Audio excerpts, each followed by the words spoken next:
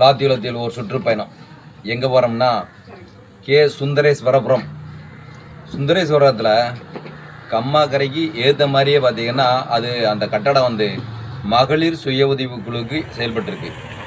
அதுக்கு பிறகு ரேஷன் கடைக்கு அது செயல்பட்டுருக்கு. இப்போ அது பராமரிப்பு இல்லாமல் ரொம்ப நாளாக நீண்ட நாட்களாக அந்த பராமரிப்பு இல்லாமல் அந்த பில்டிங்கு ரொம்ப மோசமாக இருக்குது. மழை பெஞ்சா ஒழுகிற மாதிரி இருக்கிறதுனால தான் ரேஷன் கடையை வேறு இடத்துக்கு மாற்றிருக்காங்க. ஆனால் அந்த ஒன்று அந்த கட்டடத்தை பராமரிப்பு பண்ணணும். அப்படி இல்லைன்னா அந்த கட்டடத்தை இடிக்கணும். இல்லைன்னா இங்கே சமூக விரோதிகளின் கூடாரமாக மாறிடும். அந்த இது வந்து பார்த்திங்கன்னா கம்மாக்கரைக்கு ஆப்போசிட்டில் ஏற்ற மாதிரியே இருக்குது. அது ஊருக்கு வர்ற பகுதியாக இருக்குது.